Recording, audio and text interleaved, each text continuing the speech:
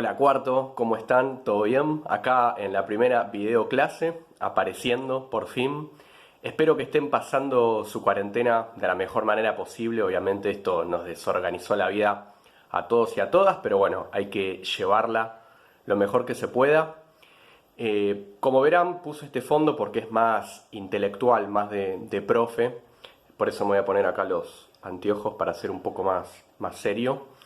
Esta es mi casa donde estoy cumpliendo la cuarentena desde que dejamos de ir a las aulas. Estoy en compañía de mi compañera, esposa, y de mis felinos, Olivia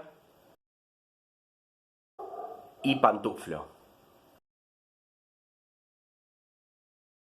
El propósito de esta clase es introducirnos en la primera de las grandes corrientes, de las grandes teorías de la comunicación, habida cuenta del desarrollo que ya hicimos del concepto de masa, ¿no? Sobre todo analizando ideas de escritores, del cuento de Julio Cortázar. Bueno, el concepto de masa social, es central para esta materia, a tal punto que, fíjense que hablamos de comunicación masiva, precisamente porque el término masiva tiene esta proveniencia etimológica, viene de la palabra masa, o sea, masa social.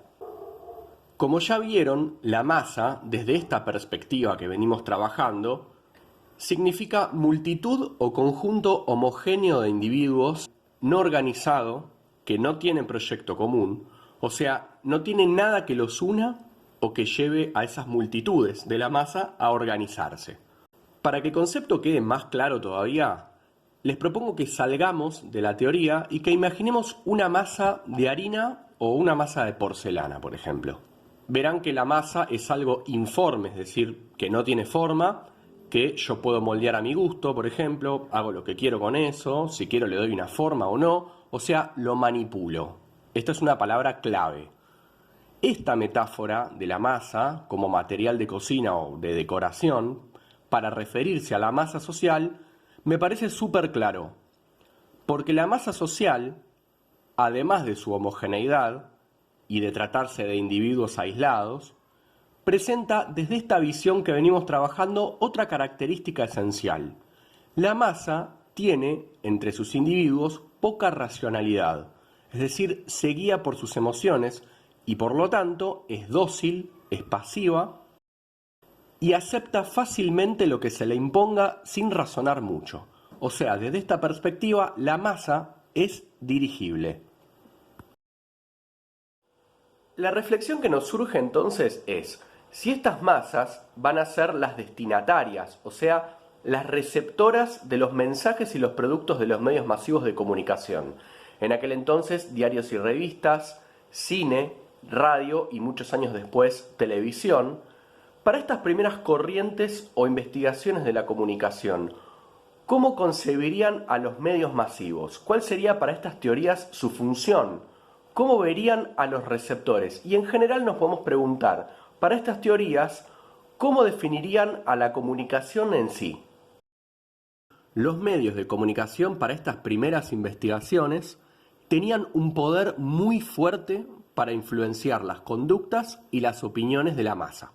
Por ende, la función de los medios masivos de comunicación es, para estas primeras corrientes, diseñar los mensajes del modo más eficaz posible para lograr los efectos esperados, o sea, influir sobre conductas y opiniones.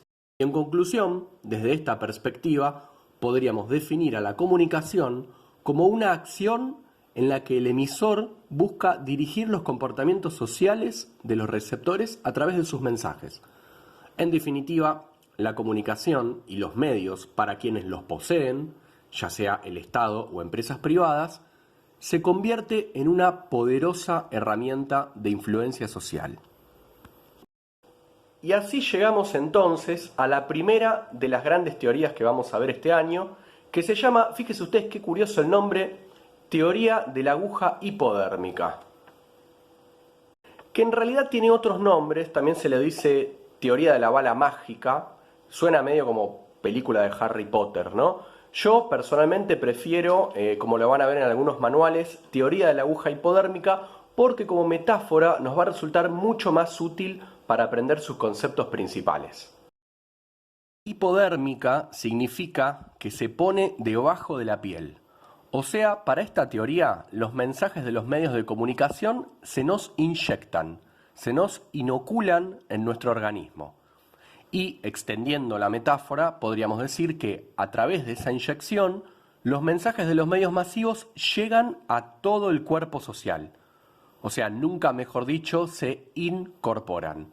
O sea, se vuelven parte de nuestro cuerpo. Entonces, nosotros lo que hacemos es aceptarlos sin reflexionar ni cuestionar esos mensajes.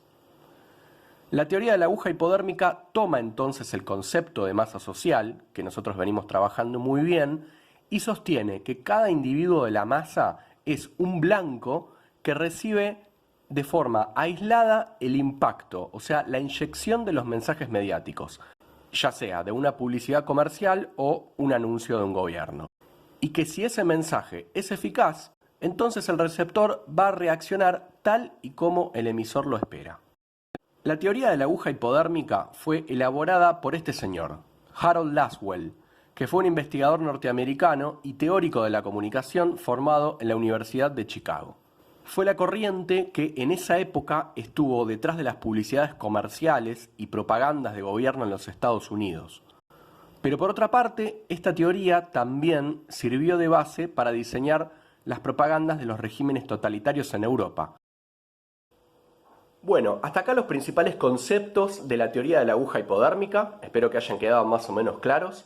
Dejé un apunte, un texto teórico colgado en el campus y un trabajo práctico donde tienen que analizar un fragmento de documental. Bueno, hasta la próxima clase audiovisual.